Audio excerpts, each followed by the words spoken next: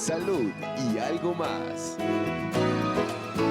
Amigos, muchísimas gracias por mantenerse en sintonía.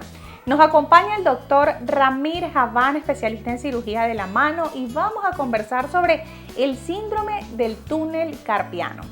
Feliz mañana, doctor, bienvenido al programa.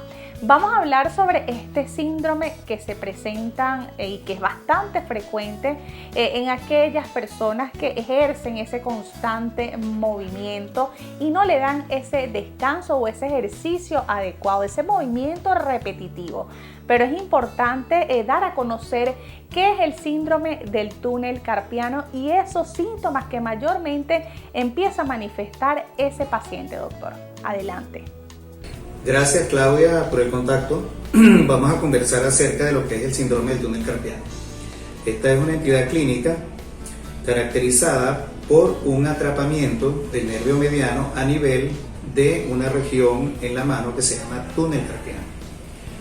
Allí el nervio es susceptible de ser atrapado, de ser comprimido por algunas estructuras que se van inflamando crónicamente o incluso hasta algunas veces de forma aguda. La mayoría de las veces tiene relación con alguna enfermedad inflamatoria y otras veces con el sobreuso por problemas mecánicos. Gente que realiza actividades repetitivas o cíclicas. Es un síndrome que básicamente es más frecuente en mujeres que en hombres, por encima de la cuarta década de la vida. Damas que realizan muchas actividades tales como tejer, cortar mucho, utilizar tijeras, la gente que trabaja con computadoras, el tablero, todas estas cosas tienen mucho que ver con la aparición y la acentuación de los síntomas. Como es un síndrome, es realmente un conjunto de signos y síntomas que no lo definen exactamente como una enfermedad. Dentro de los síntomas más importantes está la sensación de adormecimiento y de hormigueo que usualmente se presenta durante la noche y algunas veces llega incluso a despertar al paciente. Otras veces, a medida que se va avanzando en el problema, el paciente pierde potencia y capacidad para realizar la pinza, incluso se le caen las cosas de la mano, teniendo además alteraciones de la sensibilidad, ya que se trata de un nervio que es mixto, es decir, que tiene funciones sensitivas y funciones motoras. Entonces las capacidades de respuesta y de potencia del puño se va alterando con el tiempo. Hay muchas personas que le temen ir a consulta por miedo a someterse a una cirugía, pero en el caso de la cirugía por túnel carpiano es sumamente sencillo, ambulatorio. Pero es importante que las personas también conozcan en qué consiste ese diagnóstico, doctor. Es muy interesante esta pregunta. ¿Cómo lo diagnosticamos? Básicamente el diagnóstico es clínico. Se basa en los signos y los síntomas que siente el paciente: el hormigueo, el adormecimiento, la falta de fuerza. Y para diagnosticarlo desde el punto de vista paraclínico realizamos un estudio que se llama electromiografía. La electromiografía consiste en hacer un registro de la conducción nerviosa en el miembro superior. Allí podemos determinar si la velocidad de conducción está alterada. Usualmente en el síndrome del túnel carpiano, pues estas velocidades están prolongadas. Desde el punto de vista clínico hay una prueba que se llama test de Fallen, que consiste en mantener las manos flexionadas por más o menos unos máximo 3 minutos, y en ese intervalo de tiempo comienzan a aparecer los síntomas que la persona manifiesta en condiciones habituales, es decir, durante la noche. Es decir, repetimos el aumento de presión en esa zona y el paciente hace los síntomas. Eso es básicamente lo que se realiza para el diagnóstico. En algunas oportunidades, si pensamos que hay un problema, alguna alteración en la arquitectura ósea del carpo, solicitamos una proyección radiológica especial para el túnel carpiano. Y allí pudiéramos diagnosticar si hay alguna excrescencia ósea o hay alguna alteración en esa arquitectura que pudiera estar condicionando la presión de los síntomas. Doctor, ¿y cuál es ese tratamiento que debe recibir una persona posterior al diagnóstico ya recibido en consulta? Como la mayoría de los problemas en esta especialidad de cirugía de la mano, el manejo siempre es multidisciplinario.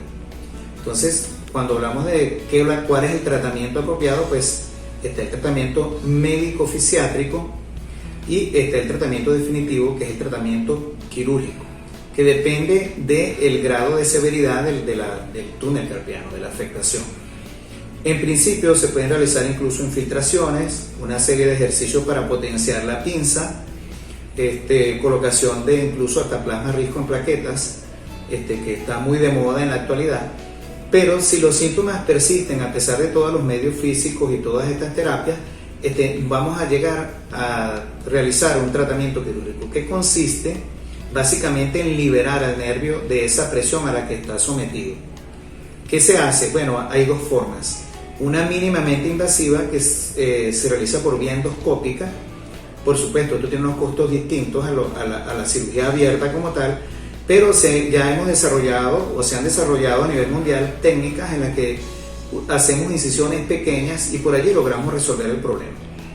El tamaño de la incisión depende de lo que uno vaya a hacer exactamente con el nervio. Algunas veces la incisión es más o menos grande porque hay que hacerle un procedimiento al nervio, porque algunas veces está tan comprometido que se requiere hacer una cosa que se llama neuroadherenciolisis o epineurolisis, que es precisamente actuar directamente sobre él para que quede holgado.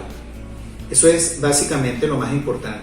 La operación usualmente consiste en hacer un procedimiento que se llama escisión, que es abrir longitudinalmente el ligamento anular anterior del carpo y con eso queda el nervio libre.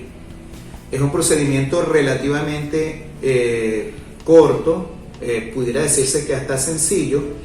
El tipo de anestesia que se utiliza es muy variable, puede ser incluso desde una anestesia general, una anestesia local o una anestesia que se llama trompular o durmiendo solamente el miembro superior.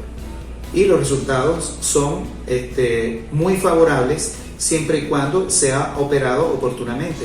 Mientras más severo es el síndrome del túnel carpiano, pues la recuperación es menor. Siempre va a haber algo que va a quedar pendiente, que no se va a recuperar porque llega a una etapa en que hay lesiones que son irreversibles, como todos los atrapamientos de nervio. Eso es básicamente lo que consiste esto. Para el manejo postoperatorio, una vez que hemos hecho el procedimiento quirúrgico, el paciente se le coloca una férula, más o menos por una semana, o un vendaje muy grueso, y acto seguido de ese periodo de tiempo, cuando hacemos la primera cura, el paciente inicia de una vez el periodo de rehabilitación, que es muy variable. Como esto es una patología que usualmente afecta a los dos lados, se opera primero uno y una vez que se ha recuperado el otro, más o menos 3 meses, se puede hacer la operación de la otra mano. No se recomienda operar las dos manos simultáneamente porque se duplica la posibilidad de que hayan complicaciones. Las complicaciones que más vemos es la formación de hematomas.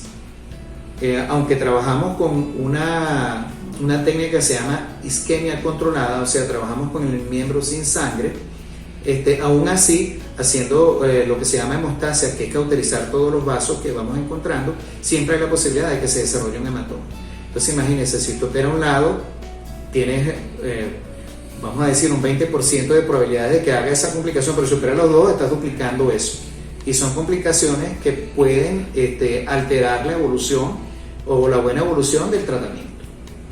Doctor, ya para finalizar, ¿cuáles serían esas recomendaciones para aquellos pacientes que actualmente tienen ese síndrome y que necesitan operarse, o aquellos que ya se sometieron a una cirugía pero todavía siguen manifestando ciertas incomodidades? ¿Cuáles serían esas recomendaciones?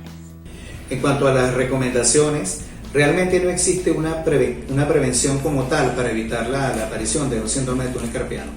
Pero si usted logra realizar todas esas actividades laborales que pudieran incrementar el riesgo de padecer esta enfermedad, si se controla eso, usted puede prolongar en el tiempo la aparición de un problema como este.